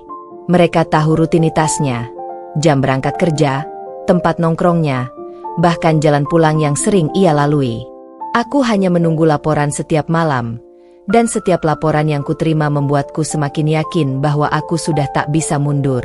Suatu malam, Gilang datang lagi ke rumahku. Ia berdiri di ruang tamu dengan mantel hitamnya yang basah oleh hujan. "Kami sudah siap, Bu," katanya singkat. "Target akan melewati jalur yang sepi malam ini, di tikungan dekat proyek lama. Setelah itu, semua akan berakhir." Aku terdiam lama. Ada sesuatu di dalam dadaku yang menekan, antara takut dan lega. "Pastikan dia tahu siapa yang menyuruhmu," kataku akhirnya. Suaraku nyaris berbisik. Gilang menatapku sejenak, lalu mengangguk. Ketika malam itu tiba, aku tak bisa tidur. Aku berjalan mondar-mandir di ruang tamu, memegang ponselku erat, menunggu kabar. Di luar, langit gelap tanpa bulan, hanya suara petir sesekali menyambar. Waktu terasa berjalan sangat lambat. Setiap menit seperti 1 jam. Aku duduk di sofa, menatap jam dinding, pukul 23.47. Hatiku berdegup kencang, dan tiba-tiba ponselku berdering. Nomor tak dikenal. Aku mengangkatnya dengan tangan gemetar. "Bu, sudah selesai." Suara berat Gilang terdengar di seberang. Mobilnya terguling di tikungan. Semua sesuai rencana. Aku terdiam. Hening. Tidak ada rasa lega seperti yang kubayangkan. Tidak ada senyum kemenangan. Yang ada hanyalah kesunyian yang menakutkan. "Dia mati?" tanyaku pelan. "Belum, Bu," jawab Gilang. "Dia masih hidup. Tapi luka-lukanya parah. Sekarang dibawa ke rumah sakit." Aku menutup telepon dengan tangan gemetar. Tubuhku terasa dingin. Napasku pendek-pendek. Aku berpikir, mengapa aku tidak merasa puas? Bukankah ini yang kuinginkan? Bukankah aku ingin dia menderita? Tapi kini, yang terasa hanyalah kekosongan. Aku berlari ke balkon dan menatap langit. Hujan turun deras, seolah langit marah padaku. Beberapa jam kemudian, aku mendapat kabar lagi. Fandi dalam kondisi kritis di rumah sakit. Feni menangis histeris di ruang tunggu, sementara dokter berjuang menyelamatkannya. Mendengar kabar itu, hatiku seolah terbakar. Aku menutup wajahku dengan tangan, menangis keras di tengah malam. Aku tak tahu apakah aku menangis karena penyesalan, atau karena dendamku belum tuntas. Keesokan paginya, aku duduk di ruang tamu sendirian. Di meja, surat kabar pagi tergeletak dengan headline besar. "Kecelakaan mengerikan, kontraktor muda luka parah di jalan raya." Di bawahnya, foto Fandi terpampang besar. Wajahnya berlumuran darah, matanya tertutup. Aku menatap foto itu lama, lalu memejamkan mata. Dalam hening, aku berbisik pelan. "Kamu ingat, Mas? Dulu aku wanita yang kamu idam-idamkan. Sekarang, lihatlah, wanita itulah yang menghancurkanmu." Namun, di dalam hatiku yang paling dalam, ada suara kecil yang bergetar, suara yang menanyakan hal yang sama berulang kali. "Apakah ini benar-benar membuatmu bahagia, Ersha?" Aku tak menjawab. Aku hanya duduk di sana, membiarkan air mataku jatuh pelan. Sementara di luar, matahari pagi mulai menembus jendela. Dan untuk pertama kalinya setelah sekian lama, Aku merasa lebih hampa dari sebelumnya. Sudah 3 hari sejak kecelakaan itu. Rumahku masih sunyi seperti kuburan. Tidak ada tawa, tidak ada suara langkah siapapun. Hanya detik jam dinding yang terdengar pelan namun menusuk telinga. Aku duduk di ruang tamu, memandangi layar televisi yang menayangkan berita tentang Fandi. Di sana tertulis, kondisi korban mulai membaik setelah menjalani operasi besar, namun kehilangan sebagian kemampuan berjalan. Aku terpaku. Tangan gemetar. Segelas teh di tanganku hampir tumpah. Jadi, dia masih hidup. Tubuhku serasa kehilangan tenaga. Aku bersandar di kursi, memejamkan mata, mencoba menenangkan diri, tapi justru wajah Fandi terbayang jelas di kepalaku. Wajahnya yang dulu penuh kasih, kini mungkin pucat dan lemah di ranjang rumah sakit. Seharusnya aku merasa puas. Bukankah ini yang kuinginkan? Bukankah aku ingin dia menderita seperti aku dulu? Tapi entah kenapa, yang kurasakan justru sesak, nyeri, dan sesuatu yang belum pernah kurasakan sebelumnya. Penyesalan. Darto masuk ke ruang tamu dengan wajah cemas. Bu, saya dengar kabar. Bu Feni juga sekarang di rumah sakit. Dia jatuh pingsan waktu tahu Pak Fandi kritis, katanya lirih. Aku menatapnya tanpa ekspresi. Pingsan? Tanyaku datar. Iya, Bu. Sekarang dia dirawat di ruangan sebelah suaminya. Aku tak menjawab. Hanya diam. Dalam diam itu, suara hatiku bergetar. Jadi sekarang mereka berdua terbaring bersama, dan aku di sini, sendirian. Entah kenapa, kalimat itu seperti tamparan keras. Aku, Ersha yang dulu punya segalanya, kini duduk di rumah megah yang tak lagi berarti, dikelilingi dinding dingin yang tak bisa menenangkan siapapun. Malamnya, aku memutuskan untuk datang ke rumah sakit. Aku tak tahu kenapa. Mungkin ingin memastikan bahwa dia benar-benar menderita, atau mungkin ingin melihat sisa-sisa hatiku yang dulu masih tertinggal di dirinya. Aku mengenakan mantel hitam panjang dan syal menutupi wajahku. Darto menemaniku dengan mobil hitam tanpa plat perusahaan agar tak ada yang mengenaliku. Begitu sampai di rumah sakit, udara di sana terasa dingin dan menyesakan. Bau obat-obatan menusuk hidungku. Aku berjalan perlahan menyusuri lorong menuju ruang perawatan Fandi. Di depan pintu, kulihat Feni duduk di kursi. Wajahnya pucat, mata bengkak karena menangis. Ia memegang tangan Fandi yang terbaring lemah di ranjang. Aku berdiri beberapa meter dari mereka, menatap dari celah pintu yang sedikit terbuka. Fandi tampak jauh berbeda. Tubuhnya kurus, wajahnya penuh luka dan perban. Tapi saat aku mendengar suaranya yang pelan, aku tercekat. Feni, kalau nanti aku nggak bisa jalan lagi, kamu jangan tinggalkan aku, ya? Suaranya parau, lirih, nyaris tak terdengar. Feni menggenggam tangannya erat sambil menangis. Aku nggak akan ninggalin kamu, Mas, aku janji. Air mataku jatuh begitu saja. Hatiku seperti diremas. Aku ingin berteriak, ingin masuk dan mengungkapkan semuanya, tapi suaraku lenyap. Aku hanya bisa berdiri di sana, menyaksikan dua orang yang pernah menghancurkanku kini berjuang bersama menghadapi penderitaan. Dan anehnya, aku merasa kalah. Malam itu, aku kembali ke rumah tanpa sepatah kata pun. Darto tak berani bicara. Ia tahu aku sedang bertarung dengan diriku sendiri. Begitu sampai di rumah, aku langsung menuju kamar dan menatap cermin besar di dinding. Di sana, aku melihat sosok yang bahkan tak kukenal lagi.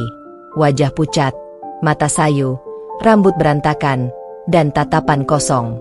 Kau puas sekarang, Ersha? Bisikku pada pantulan di depan cermin. Kau berhasil menghancurkan mereka. Tapi lihat, siapa yang sebenarnya hancur? Tangisku pecah malam itu. Bukan tangis kemarahan, tapi tangis kehilangan. Aku duduk di lantai, menatap kosong ke arah jendela yang diterpa hujan. Semua yang kulakukan untuk membalas justru membuatku semakin terpuruk. Dendam yang kupelihara kini menjadi racun yang menggerogoti jiwaku sendiri. Beberapa hari kemudian, aku mendapat surat dari rumah sakit. Surat itu dari Fandi. Entah bagaimana ia tahu alamatku. Mungkin melalui Darto atau orang lain. Dengan tangan gemetar, aku membuka surat itu. Tulisan tangan Fandi masih sama seperti dulu, rapi tapi tegas. Ersya, aku tahu semua yang terjadi. Aku tahu kamu yang menyuruh orang itu. Aku tidak akan melaporkanmu. Aku hanya ingin kamu tahu, aku sudah menyesal. Aku memang salah. Aku menghancurkan kamu, dan mungkin inilah balasannya. Tapi aku ingin kamu tahu satu hal. Aku tidak pernah berhenti menyayangimu. Aku mencintaimu, Ersya, tapi dengan cara yang salah. Mungkin aku pengecut, tapi aku tidak pernah benar-benar melupakanmu. Kalau aku bisa kembali ke masa lalu, aku akan memilih tetap di sisimu. Meski kamu sakit, meski dunia menertawakan kita.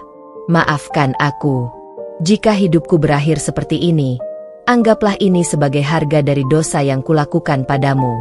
Fandi. Surat itu jatuh dari tanganku. Dadaku terasa sesak. Aku menutup mulutku menahan isak yang tiba-tiba pecah. Aku membayangkan wajahnya yang kini tak lagi sempurna, tubuhnya yang tak lagi kuat, dan perasaanku yang dulu begitu mencintainya kini bercampur antara benci, rindu, dan sedih yang tak tertahankan. Malam itu aku menyalakan lilin di kamar, menatap api yang menari lembut di depanku. Mas, aku berbisik pelan. Kenapa harus begini akhirnya? Aku mencintaimu terlalu dalam, sampai aku lupa bagaimana cara memaafkan. Hujan turun lagi di luar, dan aku tahu malam itu adalah malam yang panjang. Aku duduk di tepi jendela, membiarkan air mataku jatuh seiring kilat yang sesekali menyambar langit. Aku sadar, mungkin ini bukan akhir dari dendamku, tapi awal dari penyesalanku sendiri. Karena ternyata, balas dendam memang bisa menghancurkan orang lain, tapi lebih dulu menghancurkan orang yang menyimpannya. Berita tentang kecelakaan Fandi dan luka-luka yang mengikutinya menjadi titik balik yang tak pernah kubayangkan. Polisi mulai menyelidiki lebih dalam setelah ada laporan anonim yang mencurigakan, dan dokumen-dokumen yang tak sengaja kubiarkan di meja kerja. Amplop berisi bukti ancaman, foto, dan pesan tiba-tiba muncul dalam radar penyidik saat mereka memeriksa kemungkinan adanya pihak ketiga yang memanfaatkan konflik rumah tangga untuk keuntungan sendiri. Pak Haryo, yang selama ini kukira sebagai benteng perlindungan, ternyata menyimpan transaksi ke rekening gelap yang mengarah ke beberapa nama. Jejak itu membuka jaringan yang lebih luas dari sekadar dendam rumah tangga. Gilang dan anak buahnya ikut terendus. Tak butuh waktu lama bagi polisi untuk menangkap beberapa anggota kelompoknya setelah ada bukti adanya upaya penyerangan terorganisir. Bara, yang selama ini beroperasi dari balik bayang, juga jadi target. Ketika namanya disebut dan bukti-bukti diperlihatkan di hadapan hakim, terungkap bahwa ia selama ini memperalat banyak pihak, memeras kontraktor dan pemilik usaha, menciptakan ketergantungan finansial yang berbahaya. Aku menyaksikan semuanya dari kejauhan dengan perasaan yang tak bisa kubendung. Takut, malu, dan sebentuk lega aneh karena kebenaran perlahan muncul. Namun kebenaran itu juga memintaku bertanggung jawab. Bukan hanya Bara dan Gilang yang harus diadili, tapi juga aku yang pernah menyewa tangan untuk membalas. Di satu sore yang kelabu, setelah berhari-hari kabar berembus mengenai penahanan beberapa tersangka, aku duduk bersama pengacaraku dan Dr. Rina. Mereka menatapku bukan seperti klien, tetapi seperti manusia yang sedang berada di ambang keputusan besar. Ersya, kata pengacaraku lembut namun tegas, semua bukti mengarah ke beberapa tindakan kriminal yang Anda persiapkan. Jika Anda menyerah sekarang dan jujur, itu akan jadi bahan pertimbangan di pengadilan. Aku tahu itu benar. Menyaksikan foto Fandi terbaring di rumah sakit, melihat Feni menahan tangis, dan menyaksikan wajah ibuku yang hancur, semua itu menghapus sisa-sisa pembenaran yang dulu kucari. Malam itu aku keesokan harinya pergi ke kantor polisi sendiri. Aku berjalan masuk ke ruangan penyidik dengan langkah yang masih gemetar, menceritakan semuanya. Dari rencana, transfer, pertemuan dengan Gilang, sampai panggilan terakhir yang memastikan kecelakaan itu terjadi. Menyerahkan diri bukanlah tindakan spontan. Itu adalah cara paling benar untuk menghentikan lingkaran kekerasan yang kupelihara. Media mencatat pengakuanku sebagai babak terakhir dari drama yang sebelumnya dipenuhi rumor dan bisik. Publik bereaksi beragam. Ada yang mengutuk, ada yang terkejut, Ada pula yang merasa pilu melihat betapa dendam bisa melahirkan kehancuran pada semua pihak. Aku menjalani proses hukum. Aku diinterogasi, aku menandatangani berkas demi berkas, dan aku merasakan setiap langkah itu seperti pengupasan dari perisai kebohongan yang selama ini kuanggap tempat berlindung. Dalam persidangan, nama Bara, Pak Haryo, Gilang, dan beberapa orang lain disebut satu persatu. Fakta-fakta terkuak, pemerasan, ancaman, manipulasi hukum, dan operasi kriminal yang melampaui hidup kami bertiga. Ketika hakim menjatuhkan vonis awal pada beberapa terdakwa, hatiku seakan terbelah. Ada rasa keadilan yang meski pahit tetap kurasakan, dan ada juga luka bahwa semua ini bermula dari luka hatiku sendiri. Di ruang tahanan sementara, malam-malam terasa panjang. Aku memikirkan ibuku, Rika, Dr. Rina, dan juga Darto yang setia menemani dalam gelap. Aku menulis surat kepada Fandi, menulis bukan untuk meminta ampun atau mencari belas kasihan, tetapi untuk menanggung tanggung jawab atas perbuatanku dan memberi ruang bagi mereka untuk sembuh tanpa aku menjadi bayangan lagi. Aku tahu hukum harus berjalan. Hukum tidak memaafkan sekadar penyesalan. Namun aku juga tahu, menerima hukuman adalah bentuk penebusan pertama yang bisa kulakukan bagi semua yang terluka.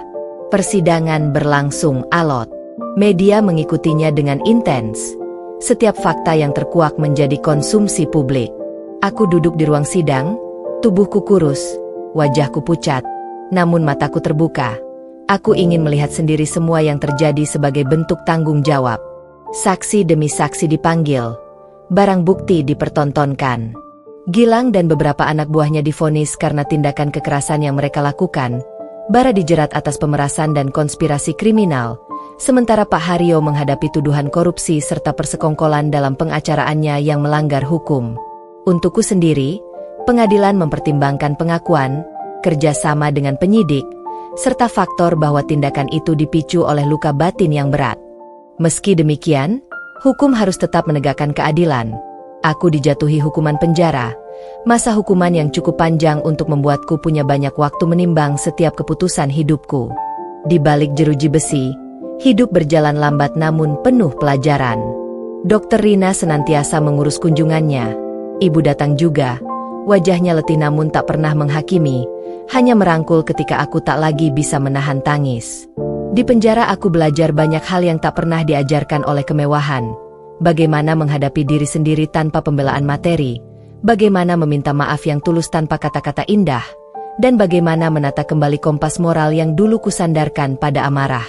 Aku mengikuti program konseling intens, menulis jurnal harian, membaca buku tentang empati dan tanggung jawab, dan perlahan penyesalan itu berubah menjadi tekad untuk menjadi manusia yang berbeda ketika nanti keluar.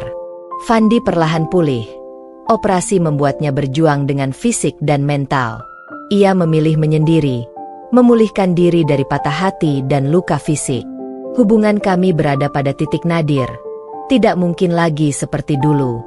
Ia menolak rujukan untuk rekonsiliasi.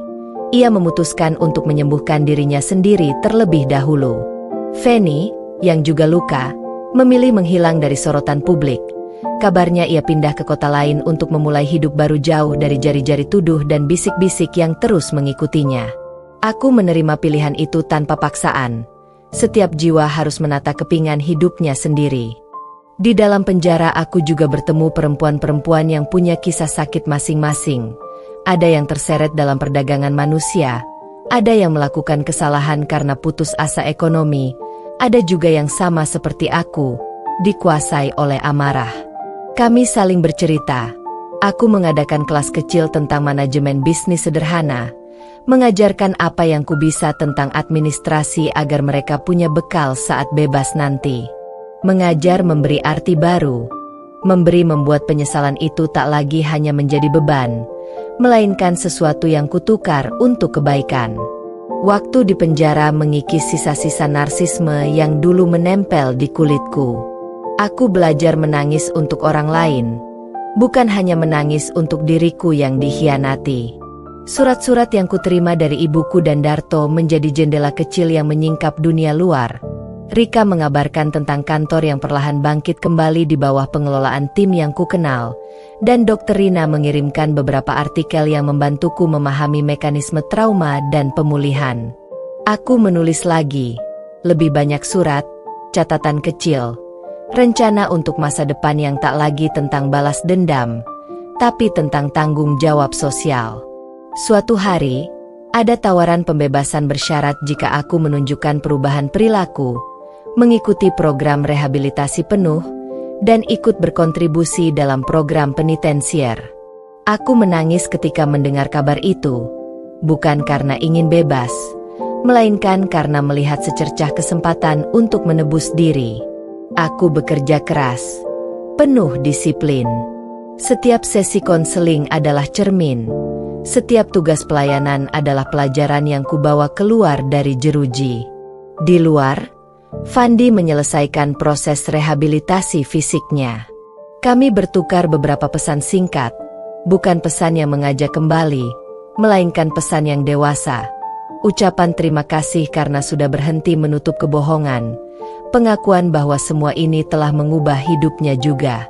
Hubungan kami tetap berpilar pada rasa hormat yang rapuh, bukan lagi cinta yang dulu membutakan. Ketika akhirnya aku menghirup udara bebas setelah menjalani masa hukuman yang mesti kuterima, dunia terasa lain, terang namun tak lagi menyilaukan. Ibu menunggu di gerbang. Wajahnya luruh namun matanya memantulkan kebahagiaan sederhana. Darto menunggu dengan mobilnya yang setia, dan Rika menyambutku dengan pelukan yang hangat. Aku menyadari bahwa kekayaan yang dulu kupuja tak lagi menjadi penentu kebahagiaan. Cinta yang sehat, kepercayaan, dan kerja keras menjadi hal-hal kecil yang kupegang erat. Pemulihan bukanlah garis lurus. Ada hari-hari ketika bayangan masa lalu menghantui, namun ada juga hari-hari ketika aku tersenyum karena melihat orang-orang yang dulu kutimpa bahaya kini mulai bangkit. Aku memutuskan membuka sebuah yayasan kecil yang fokus pada pemberdayaan perempuan korban kekerasan dan bantuan reintegrasi bagi mantan narapidana yang ingin memulai hidup baru. Aku menggunakan sebagian kecil tabungan yang tersisa untuk memulai program pelatihan kerja, kursus administrasi, desain interior sederhana, dan pembinaan psikologis. Nama yayasan itu sederhana, Harap Baru, karena itulah yang kupunya. Harap untuk hidup yang lebih baik. Di sisi lain, Fandi memilih jalannya sendiri. Ia memilih hidup sederhana, bekerja di sebuah firma kontraktor kecil yang fokus pada proyek-proyek sosial. Kadang kami bertemu, bukan untuk menghangatkan kembali api cinta tapi untuk menutup bab bersama. Berjabat tangan, memberi kabar, dan memeriksa apakah luka sudah mulai menutup. Ia menikah lagi beberapa tahun kemudian, tetapi bukan dengan tergesa. Kabarnya ia memilih perempuan yang lahir dari dunia yang sama, seseorang yang memahami kerja keras dan trauma hidup. Aku mendoakan yang terbaik untuknya. Mendoakan bukan karena aku masih mencintainya, tapi karena rasa kemanusiaan yang sudah kulatih selama masa hukuman. Feni tidak kembali ke kehidupannya yang dahulu. Kadang kabar tentangnya terdengar samar. Ia hidup sederhana di kota lain, belajar menata diri kembali. Aku berharap ia menemukan kedamaian. Aku sadar tidak ada balas dendam yang benar-benar membuat pelaku dan korban sama-sama menang. Bertahun-tahun kemudian, aku duduk di sebuah ruangan kecil di kantor Yayasan Harap Baru, memegang cangkir teh hangat sambil menatap sekumpulan perempuan yang sedang berkumpul untuk kelas pertama hari itu. Mereka datang dari latar yang beragam, beberapa korban KDRT, beberapa mantan napi yang ingin memperbaiki hidup, beberapa ibu rumah tangga yang kehilangan mata pencaharian. Ketika aku memulai dengan memperkenalkan diri, aku tak lagi menggunakan nama penuh yang dulu selalu disandingkan dengan harta dan kebanggaan. Aku bilang sederhana, namaku Ersha. Aku pernah kehilangan jalan. Sekarang aku di sini untuk berjalan bersama kalian. Setiap kali cerita hidupku diceritakan lagi, pada mereka, pada sukarelawan, pada media kecil yang ingin menyorot kisah penebusan, aku mengingat satu pelajaran keras. Dendam bisa memikat, tetapi konsekuensinya bisa menjerat jiwa lebih rapat daripada belenggu bahan besi manapun. Aku tidak mencari pengampunan publik. Aku bekerja setiap hari agar tindakanku di masa lalu tak sia-sia, agar ada pembelajaran nyata yang bisa menolong orang lain. Suatu sore, ketika matahari lembut menyinari halaman yayasan, aku menerima sebuah amplop kecil berisi sebuah surat dari Fandi. Ia menulis singkat, ucapan terima kasih karena aku memilih jalan yang benar di akhir, dan harapan agar kami berdua terus menjadi manusia yang lebih baik. Aku meneteskan air mata mendengar kata-kata itu, bukan air mata kemenangan, melainkan air mata yang panjang yang penuh dengan pengakuan bahwa hidup terus berjalan, dan kita bisa memilih bagaimana melangkah. Kisahku tidak selesai dengan epilog ini. Seperti halnya luka tak selalu tertutup sempurna, ia tetap menjadi bagian dari hidup yang kukandung. Namun ada sesuatu yang berbeda sekarang. Aku tidak lagi mengukir hidupku dengan amarah, melainkan dengan tanggung jawab. Jika dulu aku ingin orang lain merasakan sakit yang kurasakan, kini aku ingin mengurangi rasa sakit di dunia ini, sedikit demi sedikit. Itu bukan balas dendam. Itu adalah penebusan yang kusebut hidup. Tamat.